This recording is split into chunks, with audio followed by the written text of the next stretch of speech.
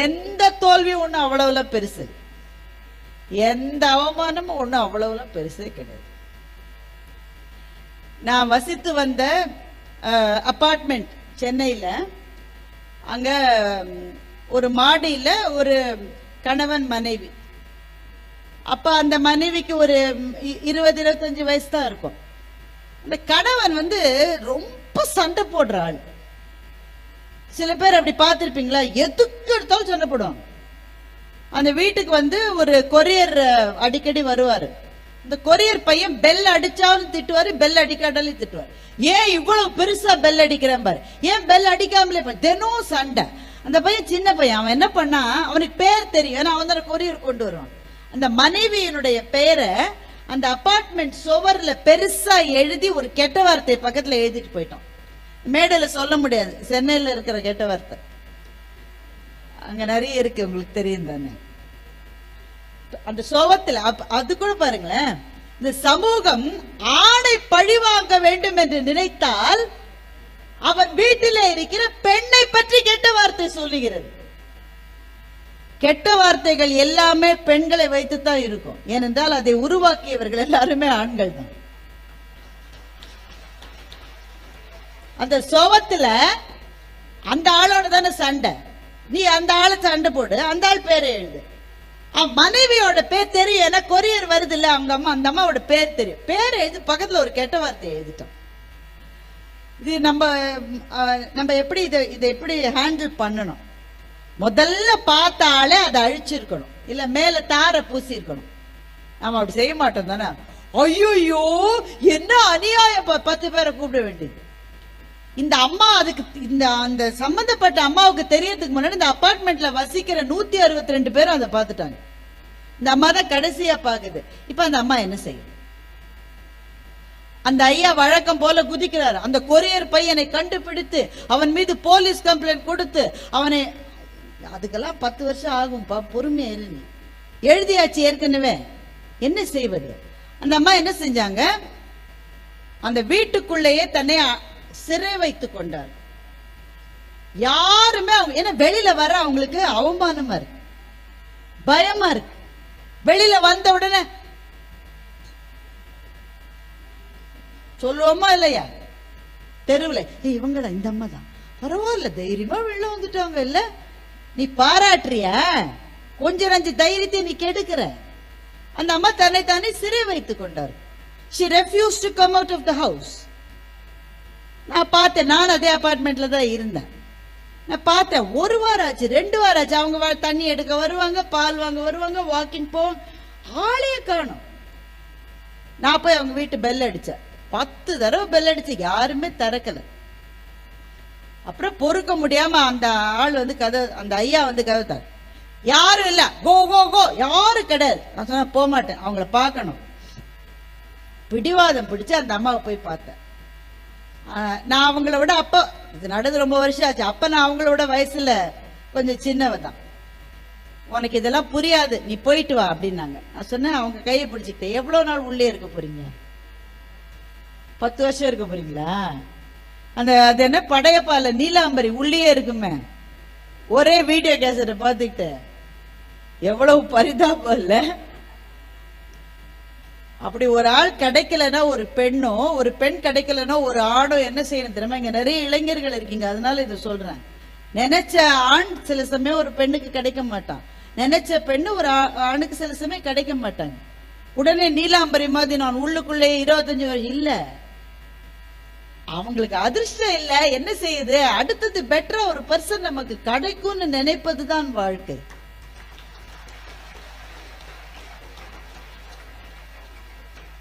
இதை நான் சொல்லவில்லை, கண்ணதாசன் இதை சொல்லுகின்றார். காதலித்தாள் மாறிவிட்டாள் வாழ்வு என்ன ஆகும்னு அவன் கேட்கிறான். காதலித்தாள் மாறிவிட்டாள் வாழ்வு என்ன ஆகும்?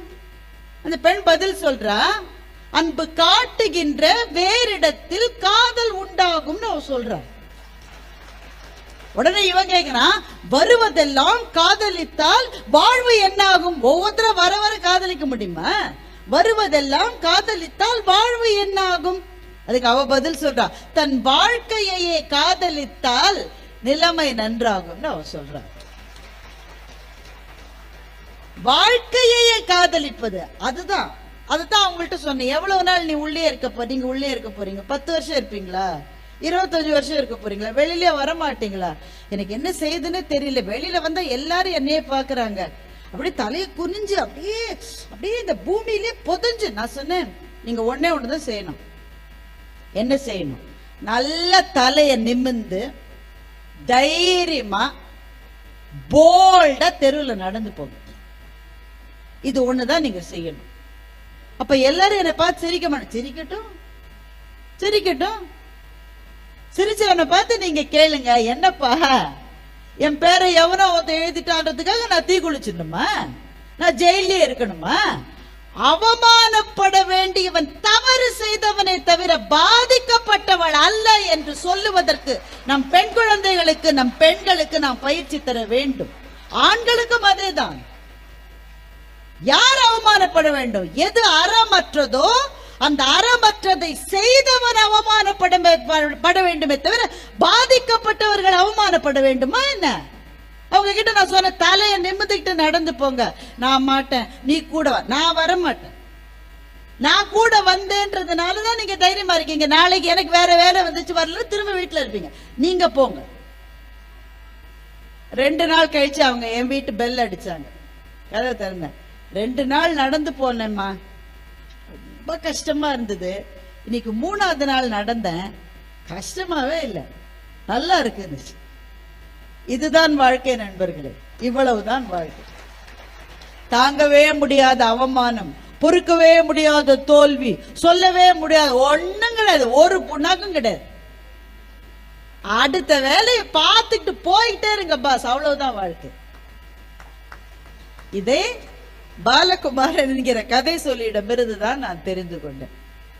என்ன அங்கங்க அங்கிட்டு இங்கிட்டு நடந்து போறாங்களே சில பேர். லேட் ஆயிருச்சா? முடிக்க வேண்டிய நேரம் வந்து விட்டதை குறிப்பால் உணர்த்துகிறார்களா? சரி, சீக்கிரமா போயிடலாம். இன்றைக்கு தமிழ் தென்றல் திருவிக அவர்களுடைய பிறந்த நாள். இந்த நாள் திருவிக தமிழுக்கு மிக மிக முக்கியமானவர். ஏனென்றால் மேடை தமிழ் என்ற ஒன்றை தமிழ்நாட்டில் இந்த பாணியில் கொண்டு வந்தவரே திருவிக அவர்கள் தான். அதற்கு பிறகு நிறைய பேச்சாளர்கள் வந்தார்கள். அதை முதலில் செய்தது திருவிக அவர்கள் தான். திருவிக தன்னுடைய வாழ்க்கையை பற்றி சில குறிப்புகள் எழுதியிருக்கிறார். உங்களை யார் யாருக்கு வாய்ப்பு இருக்கிறதோ, இந்த கண்காட்சியில் இது இருக்கான்னு எனக்கு தெரியல, எங்க இருக்கிறதோ தயவுசெய்து வாங்கி படிங்க. அதுல திருவிக அவருடைய வாழ்க்கை ரொம்ப சுவாரஸ்யமானது. அதை முழுக்க நான் சொல்ல போறது இல்லை. அதுல ஒரு பகுதி எனக்கு ரொம்ப ரொம்ப பிடித்த பகுதி. அந்த காலம் நான் சொல்றது 1920களில் யோசிச்சு பாருங்க எப்படி இருக்கும்னு சொல்லிட்டு. திருவிகாவுக்கு கமலாம்பிகை என்ற பெண்ணை திருமணம் செய்து வைக்கிறார். திருவிகாவனுடைய அம்மாவும் திருவிகாவனுடைய சகோதரியும் அந்த பெண்ணை எப்படி எல்லாம் மாமியார் நாத்தனார் கொடுமை எல்லாம் பல பேருக்கு பழைய நினைவுகள் உருவாகுமே. நான் இப்போ சொல்லும் போது எப்படி எப்படிலாம் வச்சு செய்ய முடியுமோ அப்படி செய்யறாங்க. இடுப்பொடிய வேலை வாங்குறாங்க திருவிகாவனுடைய அம்மா. அவங்க சகோதரியும் சேர்ந்துக்கிறாங்க. நாளெல்லாம் வேலை செய்து விட்டு இரவில் கணவனும் மனைவியும் அறையில் சந்தித்துக் கொள்கிறார்கள். அப்ப திருவிக தன்னுடைய மனைவியான கமலாம்பிகையிடம் கேட்கிறார், எனக்கு தெரியும் எங்க அம்மா கொஞ்சம் ஒரு மாதிரின்னு, நீ கொஞ்சம் அனுசரிச்சு போகணும். நீ அனுசரிச்சு போனேன்னா நான் அவனுக்கு ஒரு பரிசு தருவேன். அதாவது கணவர்கள் செய்வது, நான் ஒரு கிஃப்ட் தரேன், அதை எங்க அம்மாட்ட சொல்லிடாத, நான் ரகசியமா வாங்கி தரேன், ஆனா எங்க அம்மாவை கொஞ்சம் அனுசரிச்சு போ அப்படின்னு சொல்றாரு. இவங்க சரின்னு சொல்றாங்க. கமலாம்பிகை, உனக்கு என்ன பரிசு வேணும்? புடவை வாங்கி தரட்டா? நல்ல ஜரிகை போட்ட நல்ல பட்டு சேலை வேண்டாம். நகை ஏதாவது வாங்கி தரட்டா? நான் எனக்கு நல்ல வருமானம் வருது, நான் தமிழ் ஆசிரியரை வெஸ்லி ஸ்கூல்ல பணியாற்றுகிறேன், நல்ல வருமானம் வருது, நகை ஏதாவது வாங்கி தரட்டா? ஐயோ என்கிட்ட நிறைய நகை இருக்கு, வேணாம். 1920 ஒரு பெண் இதை சொல்லியிருக்கா, யோசிச்சு பாருங்க. அப்ப என்னதான் பரிசு வேணும்? எங்க வீட்டுல என்ன படிக்க வைக்கல, கால வேலை எல்லாம் ரொம்ப வேலை இருக்கு, நீங்க தான் தமிழ் புலவர் இல்லையா, இரவு நேரத்துல எனக்கு ஒரு 1 hour வந்து நீங்க தமிழ் சொல்லித்தர முடியுமான்னு அந்த அம்மா கேக்குது.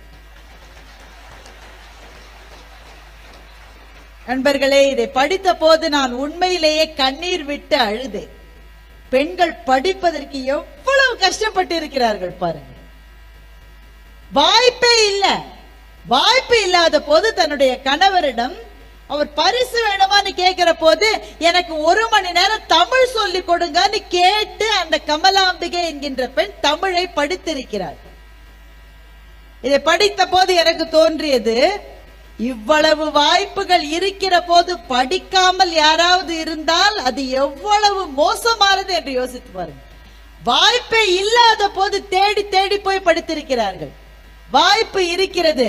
குழந்தைகளே, படிப்பதற்கு என்னென்ன உங்களுக்கு ஆசை இருக்கிறதோ அத்தனையும் படியுங்கள். இந்த சமூகம் உங்களை படிக்க வைக்கும்.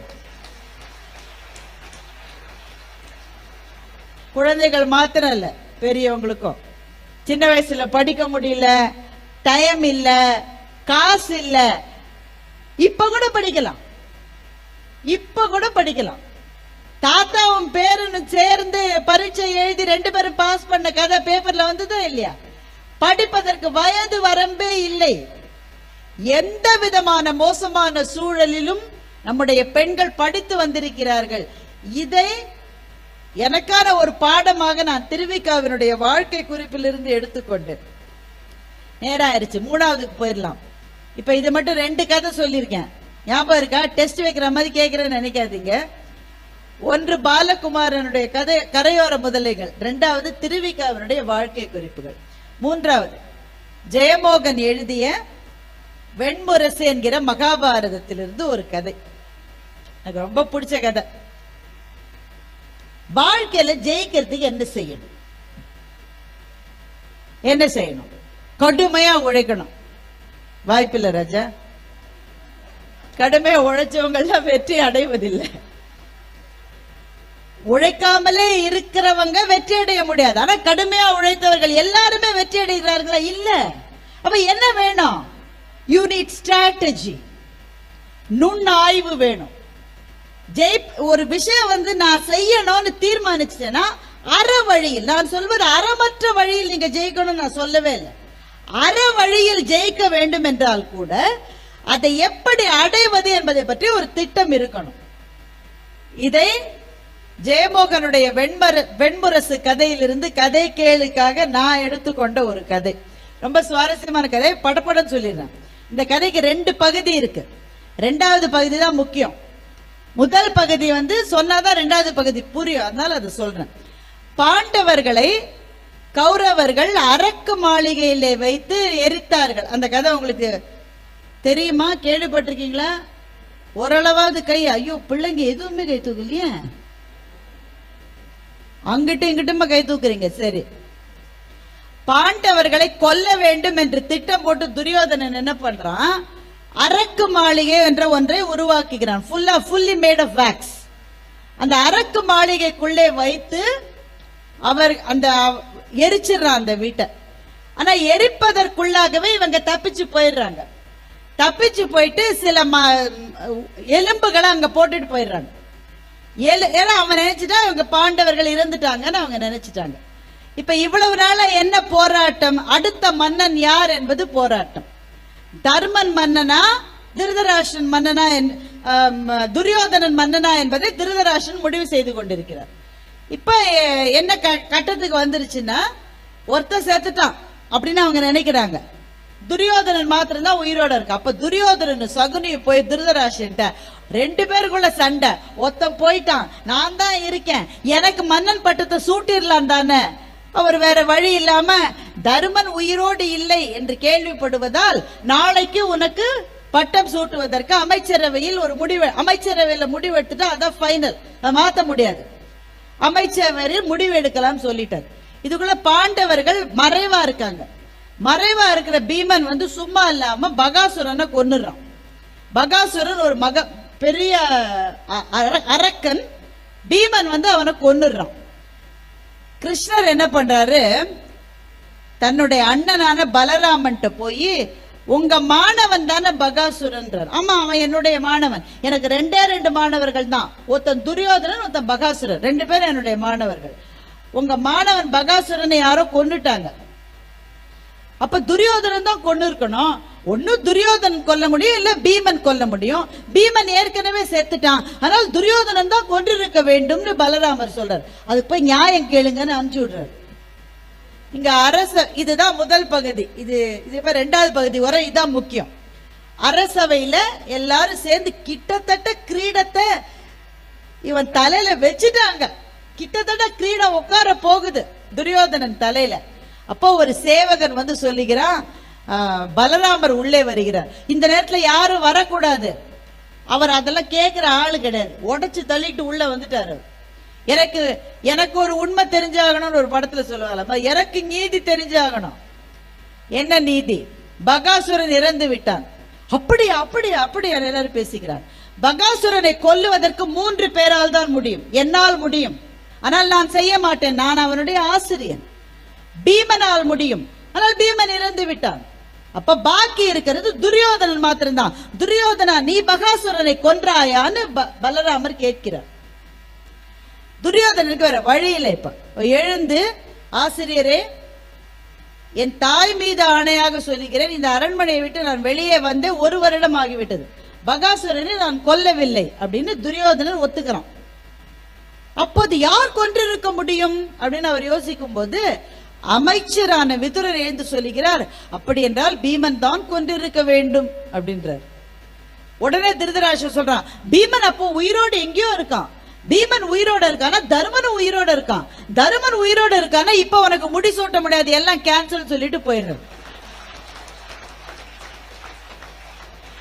அரும்பாடுபட்டு இந்த நிலைமைக்கு கொண்டு வந்த சகுனி அப்படியே பார்க்கிறார். அங்கே பேசியது 3 பேர், ஒன்று பலராமர், இன்னொன்று துரியோதனன், 3வது விதுரர். சகுனி பார்க்கிறாரு, இந்த 3 பேருடைய வசனங்களையும் எங்கே இருந்தோ ஒருத்தன் எழுதி இருக்கிறான், அவனுடைய வசனங்களைத்தான் நாங்கள் பேசுகிறோம் என்று தெரியாமலேயே இந்த 3 பேரும் இந்த நாடகத்தை நடத்தி இருக்கிறார்கள் என்று விதுரன் எங்கேயோ இருந்து சிரித்துக் கொண்டிருந்த கண்ணனை நினைத்தான் என்று ஜெயமோகன் அந்த கதையிலே எழுதுகிறார். இதுல நம்ம தெரிஞ்சுக்க வேண்டிய பாடம் என்னன்னு கேக்குறீங்களா? எல்லா நேரமும் நாமே சண்டைக்கு போக கூடாது, அதுதான் பாடம். சில பேர் எல்லா நேரமும் சண்டைக்கு போவாங்க. ஒரு சிங்கம் என்ன பண்ணிச்சா, நதியில வெள்ளம், மழை வந்து நதியில வெள்ளம் வந்துச்சு. சிங்கம் வந்து நதியை கடந்து போகணும், கடக்க முடியல. கோவத்துல நதியை போட்டு போட்டு அடிச்சது சிங்கம். அந்த நதி சொல்லிச்சா, உனக்கு அறிவு இருக்க, just like you are a lion, I am a river. என் வேலையை நான் செய்யறேன், ஓ வேலையை நீ செய்ய, என் மேல ஏன் கோவப்படுற நீ, உனக்கு எனக்கு ஏதாவது பகையா? சிங்கம் யோசிச்சது. கொஞ்ச தூரம் கழிச்சு அந்த நதி அப்படியே வளைந்து போவதை பார்த்தது. அந்த வளைவினூடாகவே போய் சிங்கம் அடுத்த கரைக்கு போயிருச்சு. இப்படித்தான் வாழ்க்கையில் எல்லா நேரமும் எல்லாத்தையும் சண்டைக்கு போகணும்னு அர்த்தம் இல்லை. சண்டைக்கு போவதற்கு ஒரு காலம் இருக்கிறது, ஒரு நேரம் இருக்கிறது. அது வரும் வரையில் நீங்கள் காத்திருக்கத்தான் வேண்டும். என்னையா அப்படி சொன்னா உடனே அருவாளோட போய் நிக்காதீங்க. அவன் 10 பேரோட இருந்தானா உங்களை கீழே தள்ளிடுவான். காத்திருங்க, பொறுமையா இருங்க. இந்த ஸ்னூக்கர்னு ஒரு விளையாட்டு இருக்கு, கேள்விப்பட்டிருக்கீங்களா? பில்லியர்ட் ஸ்னூக்கர்னு 2 விளையாட்டு இருக்கு. இந்த ஸ்னூக்கர் விளையாட்டுல வெற்றியாளர்கள் என்ன பண்ணுவாங்கன்னா, ஒரு பந்தை குழிக்குள்ள தள்ளணும்னா அந்த பந்தை அடிக்க மாட்டான், அது பக்கத்துல இருக்கிற இன்னொரு பந்தை அடிப்பான். அது போய் இந்த பந்து மேல பட்டு இது உள்ள விழும். அப்படித்தான் நீங்க யாரையாவது சண்டை போடணும்னா நீங்களே தான் போகணும்னு இல்ல, அதுக்கு இன்னொருத்தரை நேர்ந்து விடுறதுக்கும் வாழ்க்கையில ஒரு வாய்ப்பு இருக்கு. This is what is called a strategy. நுண்ணாய்வியல். இதெல்லாம் எங்களுக்கு வேண்டாம். எப்போதும் நேர்மையின் வழிவில் அது நடக்காது உலகத்துல. பிராக்டிக்கலா இருக்கணும். Life is not fair. Life is not fair. அதனால அறத்தோடு இருக்க வேண்டும். அதே சமயத்தில் நாம் வெற்றி பெறுவதற்கான வாய்ப்புகளை நாம் உருவாக்கி கொண்டே இருக்க வேண்டும். இதை ஜெயமோகனனுடைய வெண்முரசு என்ற கதையிலிருந்து தான் நான் தெரிந்து கொண்டேன். நான் தெரிந்து கொண்ட 3வது பாடம் அதுதான். கடைசி முடிச்சிடலாம் தானே, டைம் ஆயிடுச்சு. கதைகளுக்கு முடிவே கிடையாது நண்பர்களே, எத்தனை கதைகள். சுஜாதாவினுடைய ஒரு கதை எனக்கு ரொம்ப பிடிச்ச கதை. அதிலிருந்து நான் தெரிந்து கொண்டதை உங்கள்கிட்ட ஷேர் பண்ண எனக்கு ரொம்ப ஆசை. கதையினுடைய ஆரம்பமே ஜாலியான ஆரம்பம். தேவலோகத்துல ஒரு நாள் லீவ் விட்டாங்களாம். தேவலோகத்துல ஒரு நாள் லீவ் விட்டாங்க. உடனே தேவேந்திரன் சொன்னானா, எல்லா உபதேவர்கள்லாம் இருப்பாங்கல்ல, அவங்கள கூட எல்லாருக்கும் லீவ்ப்பா, ஒரு நாள் போங்க. நாங்க எங்கிட்டு போகிறது, எங்க உறவுகாரங்களாம் செத்து போய பல நாள் ஆயிடுச்சு, நாங்க இனிமே பூமிக்கு எப்படி, சும்மா பூமிக்கு போங்க, யாரையாவது பாருங்க, ஏதாவது செய்யுங்க, நாளைக்கு திரும்பி வந்துருங்க அப்படின்னு சொல்லி தேவேந்திரன் அனுப்பிச்சு வச்சோம். ரொம்ப மழை கேக்குதான பேசுறது? சரி. இந்த உபதேவர் என்ன பண்றாரு, வராரு. ஒரு வீட்டுக்குள்ள ஒரு பெண்ணு கதவை சாத்திக்கிட்டு ரூம்குள்ள கழுத்துல துப்பட்டாவால சுத்திக்கிட்டு மேல ஃபேன்ல துப்பட்டாவை தொங்க விட ட்ரை பண்ணிட்டு இருக்கான். தொங்க போறா. இப்போ உபதேவர் என்ன பண்ணாரு, கதவு வழியா புகை மாதிரி உள்ள போயிட்டார். அவங்களுக்கு அந்த சக்தி எல்லாம் உண்டு தானே, புகை மாதிரி கதவுக்குள்ள போயிட்டார். அந்த பெண், ஐயோ நான் தாப்பா போட்டிருந்தேனே, நீ எப்படி உள்ள வந்த? அதை விடுமா, நீ எதுக்காக தொங்குற? நீங்க யாரு? என்ன உன் தாத்தா மாதிரி நினைச்சுக்கோமா, சொல்லுமா. அந்த பொண்ணு தன் கதையை சொன்னான். எங்க அம்மா ஊர்ல இருக்காங்க, நான் சென்னையில வேலை செய்யறேன், எங்க அம்மா ரொம்ப கஷ்டத்துல இருக்காங்க, கடன்ல இருக்காங்க, அந்த கடனை அடைக்கத்தான் நான் இங்க வேலைக்கு வந்தேன். வந்த இடத்துல நான் சும்மா இருக்கலாம் தானே. பஸ் ஸ்டாப்புக்கு போய் நின்ன, ஒரு பையன் வந்தான், நல்லா இருந்தான் பார்க்க. என்னை பார்த்த உடனே தன்னோட வாட்சை கழட்டி பாக்கெட்டுக்குள்ள வச்சுக்கிட்டு டைம் ப்ளீஸ் அப்படின்னு கேட்டான். நான் அப்பவே அவனை செருப்பால் அடிச்சிருக்கணும். நான் உடனே டைம் சொன்னேன். யுவர் நேம் ப்ளீஸ் அப்படின்னா நான் என் நேம் சொன்னேன்.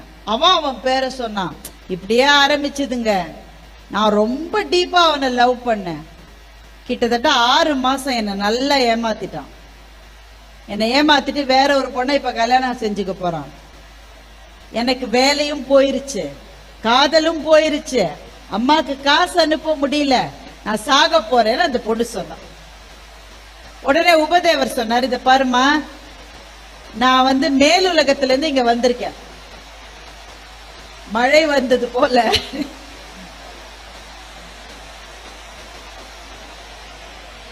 நண்பர்களே, மழை என்பது ஒரு ஆசீர்வாதம். அதனால முதல்ல அதை வணங்கணும். நாம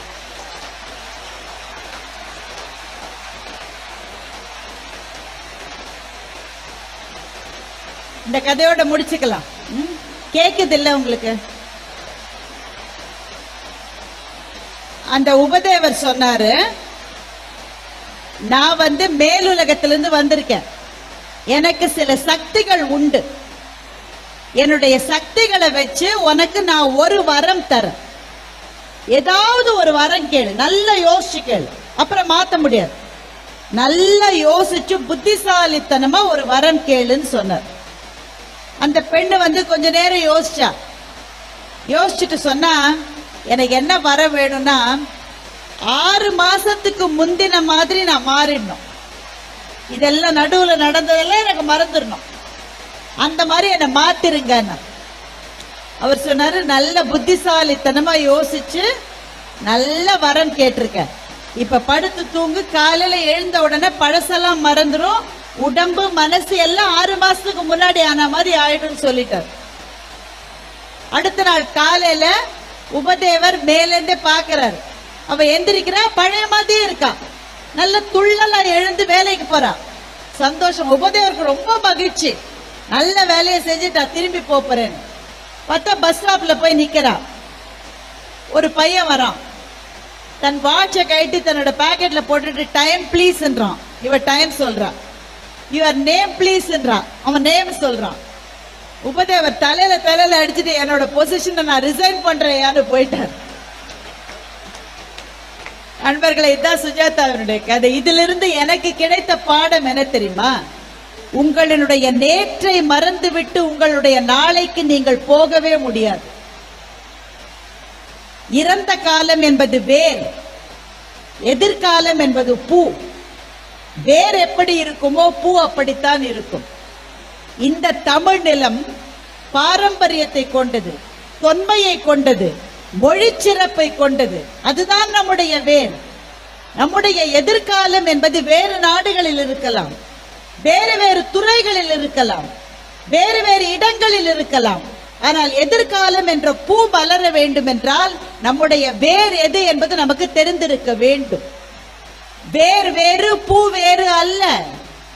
வேர் என்பது புகழை விரும்பாத பூ, பூ என்பது புகழை விரும்புகிற வேர். வேரும் பூவும் ஒரே மரத்தில் இருப்பதுதான். எனவே நம்முடைய நிலம், நம்முடைய கலாச்சாரம், நம்முடைய மொழி, இதன் மீது நாம் கொள்ளுகின்ற பற்று, நாம் வைத்திருக்கின்ற மரியாதை, இதுதான் நாளைக்கு நம்முடைய எதிர்காலத்தை சிறப்பாக்கும். நண்பர்களை, நான் இப்படி சொல்லி நிறைவு செய்கிறேன். கதைகள் நம்மை சுற்றி கொட்டி கிடக்கின்றன. ஒவ்வொரு நாளும் ஒரு கதையாவது நாம் படிக்க வேண்டும். எனக்கு படிச்சாலே புத்தகத்தை எடுத்தாலே தூக்கம் வந்துருது மேடம் சொன்னா ஆடியோ புக்கா கேளுங்க. இல்ல ஒரு நாளைக்கு 2 பக்கம் 3 பக்கமாவது படிங்க. முக்கியமாக நாம் செய்ய வேண்டியது செல்பேசியை ஒழித்து புத்தகத்தை எடுப்பது. உங்க போனே உங்களுக்கு சொல்லும், யுவர் ஸ்கிரீன் டைம்னு சொல்லும். உங்க ஸ்கிரீன் டைம் எவ்வளவு நீங்க போய் பாருங்க. உங்களுக்கே அதிர்ச்சியா இருக்கும். நீங்க ஊரெல்லாம் சொல்லிட்டு தருவீங்க, ஒரு நாளைக்கு 5 நிமிஷத்துக்கு மேல நான் போனை பார்க்காது. போனை கேட்டா அது சொல்லும், நீ ஒரு நாளைக்கு 4 மணி நேரம் போன்ல தான் இருக்காங்க. நீங்க எவ்வளவு நேரம் போன்ல இருக்கீங்களோ அதுல ஒரு அரை மணி நேரத்தை திருடி அதை புத்தகங்களுக்கு கொடுங்கள். புத்தகங்கள் உங்கள் உலகத்தை விரிவாக்கும். கதைகள் உங்கள் வாழ்க்கையை பெரிதாக்கும். கதைகளிலிருந்தும் புத்தகங்களிலிருந்தும் நாம் தெரிந்து கொள்ளுகிற நம் மண்ணினுடைய பண்பாடு நம்முடைய எதிர்காலத்தை வளமாக்கும். மிகச்சிறப்பாக இந்த நிகழ்ச்சியை ஆசீர்வதித்துக் கொண்டிருக்கிற மழைக்கு நன்றி சொல்லி, இவ்வளவு பெருந்திரளாக வந்திருக்கிற உங்களுக்கும் என்னுடைய வாழ்த்துக்களையும் வணக்கங்களையும் சொல்லி, மாவட்ட ஆட்சியர் அவர்கள் எடுத்துக்கொண்டிருக்கின்ற இந்த 12 திட்டங்களிலும் கரூர் முதல் மாவட்டமாக வெற்றி பெற வேண்டும் என்ற என்னுடைய வாழ்த்துக்களை சொல்லி நல்ல வாய்ப்புக்கு நன்றி பாராட்டி முடிக்கிறேன். நன்றி, வணக்கம்.